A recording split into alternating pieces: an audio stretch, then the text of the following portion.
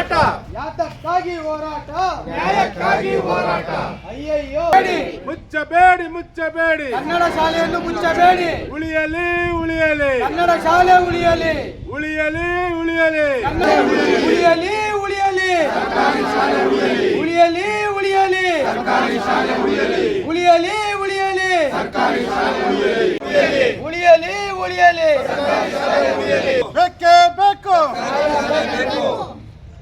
ಯಾರಿಗಾಗಿ ಹೋರಾಟ, ಯಾತಕ್ಕಾಗಿ ಹೋರಾಟ, ಬೇಕೇ ಬೇಕು, ಬೇಕೇ ಬೇಕು. ಮುಚ್ಚಬೇಡಿ, ಮುಚ್ಚಬೇಡಿ, ಮುಚ್ಚಬೇಡಿ. ಈಗಾಗಲೇ ನಾವು ಸುಮಾರು 1 ತಾಸಿನಿಂದ ಏನು ನಮ್ಮ BO ಇಲಾಖೆಗೆ ನಮ್ಮ ಜೇಕಾಡ್ಕ ಸಂಘಟನೆ ಮುತ್ತಿಗೆ ಹಾಕುವಂಥ ವಿಚಾರದಲ್ಲಿ ಹೋರಾಟವನ್ನು ಮಾಡಿ ಈಗಷ್ಟೇ ಒಂದು ಮೆಮೊರಂಡಮನ್ನು ಸಲ್ಲಿಸಿ ಹೊರಬರ್ತಾ ಇದ್ದೀವಿ.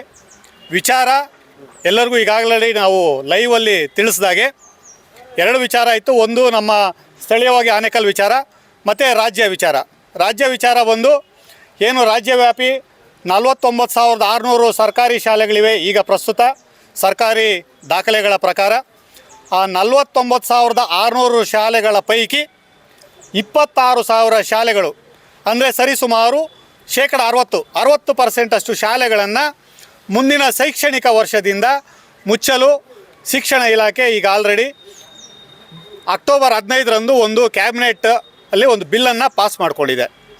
ಇದನ್ನು ತಾವು ಯಾರು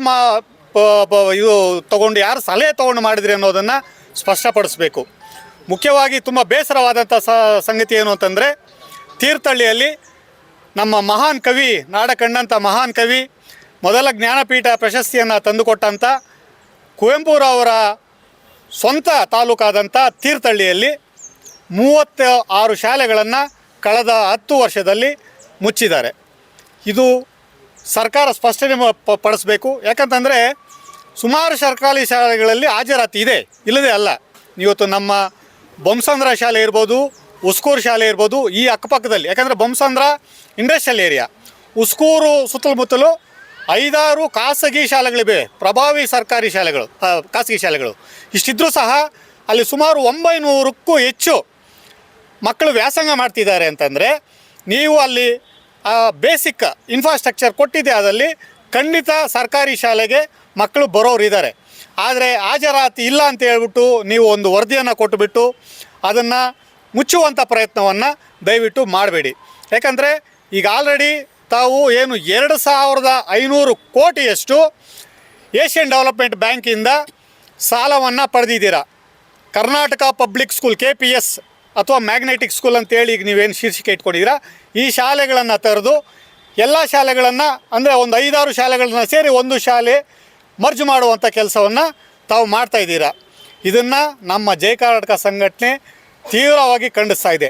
ಇದ್ರ ಹಿಂದುಗಡೆ ಇರುವಂಥ ಇಡನ್ ಅಜೆಂಡಾ ಏನು ಅಂತಂದರೆ ಇವತ್ತು ಸರ್ಕಾರಿ ಶಾಲೆಗಳನ್ನು ಮುಚ್ಚಿದ್ರೆ ಆ ಸ್ಥಳವನ್ನು ಖಾಸಗಿಯವರಿಗೆ ಪರಭಾರೆ ಮಾಡಲಿಕ್ಕೆ ಅವ್ರಿಗೆ ಅನುಕೂಲ ಆಗುತ್ತೆ ಅನ್ನೋ ಒಂದು ನಿಟ್ಟಿನಲ್ಲಿ ಇವತ್ತು ಪ್ರಭಾವಿಗಳು ಈ ರೀತಿ ಕೆಲಸವನ್ನು ಮಾಡ್ತಾ ಇದ್ದಾರೆ.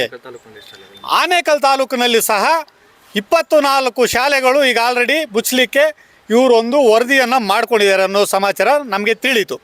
ಆದರೆ ಈಗ ಪ್ರಭಾರ ಶಿಕ್ಷಣ ಕ್ಷೇತ್ರಾಧಿಕಾರಿ ಹೇಳ್ದಂಗೆ ನಾವು ಐಡೆಂಟಿಫೈ ಮಾಡಿದ್ದೀವಿ ಅಷ್ಟೇ, ಆದರೆ ಯಾವುದೇ ಕಾರಣಕ್ಕೂ ಯಾವುದೇ ಶಾಲೆಯನ್ನು ನಾವು ಮುಚ್ಚೋದಿಲ್ಲ ಅಂತೇಳಿ ಒಂದು ಭರವಸೆಯನ್ನು ತಮ್ಮ ಮಾಧ್ಯಮ ಮುಖಾಂತರ ಹೇಳಿದ್ದಾರೆ. ಒಂದು ವೇಳೆ ಮುಚ್ಚಿದೆ ಆದರೆ ನಮ್ಮ ಜೈ ಕರ್ನಾಟಕ ಸಂಘಟನೆ ಉಗ್ರವಾದಂಥ ಹೋರಾಟವನ್ನು ಮಾಡೋದು ಶತಸಿದ್ಧ.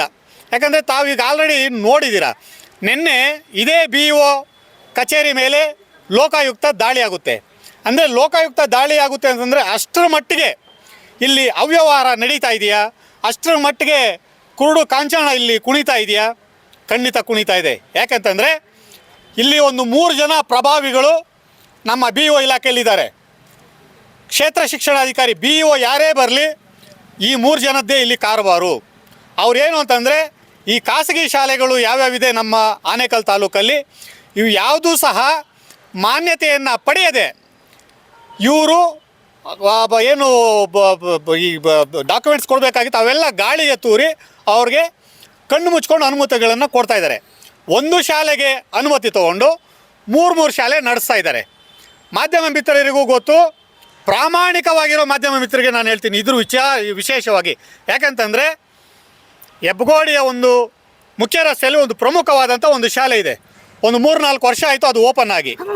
ಇದರಲ್ಲಿ ಒಂದು 3-4 ಜನ ಪತ್ರಕರ್ತರು ಮಾಧ್ಯಮ ಮಿತ್ರರಿರ್ಬೋದು ಮತ್ತು ಮುದ್ರಣ ಮಾಧ್ಯಮ ಮಿತ್ರರಿರ್ಬೋದು, ಇವರು ಶಾಮೀಲಾಗಿ ಅವ್ರಿಗೆಲ್ಲರಿಗೂ ಗೊತ್ತು ಆ ಶಾಲೆ ಯಾವುದೇ ರೀತಿಯಾದಂಥ ಅನುಮೋದನೆಯನ್ನು ಪಡೆದಿಲ್ಲ ಅಂತ.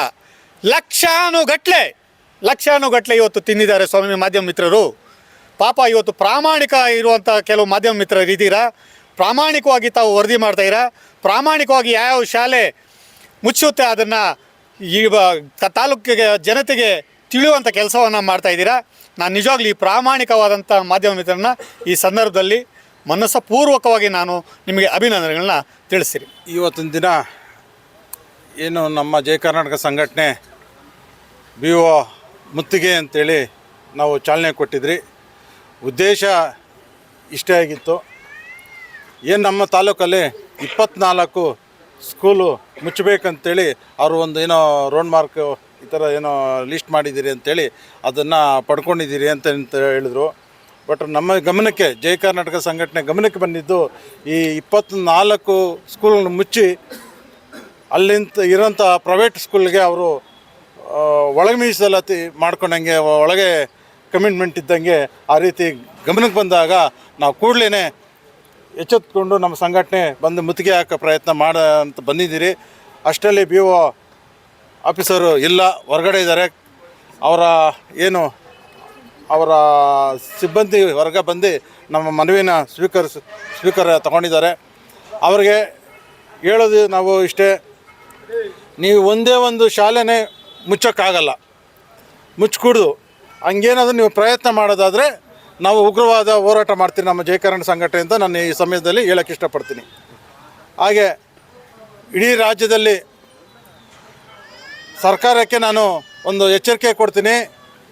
ನಮ್ಮ ಜಯ ಕರ್ನಾಟಕ ಸಂಘಟನೆ ವತಿಯಿಂದ ಏನು ನಮ್ಮ ರಾಜ್ಯದಲ್ಲಿ ಎಲ್ಲ ಜಿಲ್ಲೆ ತಾಲೂಕು ಆಗಿರ್ಬೋದು, ಯಾವುದೇ ಗೌರ್ಮೆಂಟ್ ಶಾಲೆ ಇದ್ದರೆ ಅದನ್ನು ಡೆವಲಪ್ಮೆಂಟ್ ಮಾಡಬೇಕು ಹೊರತು ಅಲ್ಲಿ ಮುಚ್ಚಂಥ ಪ್ರಯತ್ನ ಹಾಕೂಡ್ದು. ಅಲ್ಲಿ ಏನು ಸಮಸ್ಯೆ ಇದೆ, ಯಾಕೆ ಜನ ಬರ್ತಾಯಿಲ್ಲ, ಮಕ್ಳು ಯಾಕೆ ಬರ್ತಾಯಿಲ್ಲ, ಅಲ್ಲಿಂದ ಏನು ಕುಂದು ಕೊರತೆಗಳಿದ್ದಾವೆ, ಫಸ್ಟ್ ಅದನ್ನು ಹುಡ್ಕೋಕ್ಕೆ ಪ್ರಯತ್ನ ಮಾಡಬೇಕು ಹೊರತು ಅಲ್ಲಿ ಪ್ರೈವೇಟ್ ಸ್ಕೂಲ್ನ ಕಟ್ಟೋದು ಹೇಗೆ, ಅವ್ರು ಯಾರು ಏನು ಆ ರೀತಿಯಲ್ಲಿ ಹೋಗುವಂಥದ್ದು ತಪ್ಪು ಅಂತ ಹೇಳಿ ನಮ್ಮ ಸಂಘಟನೆಯಿಂದ ನಾವು ಹೇಳೋಕ್ಕೆ ಇಷ್ಟಪಡ್ತೀರಿ.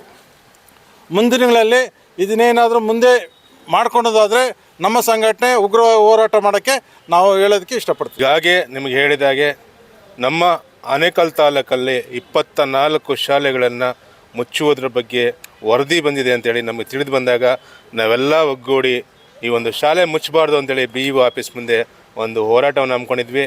ಈ ಹೋರಾಟದ ಪರವಾಗಿ ನಮ್ಮ ಬಿ ಇ ಒ ಇಲಾಖೆಯವರು ಬಂದು ನಮ್ಮ ಮನವಿಯನ್ನು ತಗೊಂಡು ನಾವು ಯಾವುದೇ ಶಾಲೆಯನ್ನು ಮುಚ್ತಾ ಇಲ್ಲ, ಮುಚ್ಚೋದಕ್ಕೆ ನಾವು ಬಿಡೋದಿಲ್ಲ.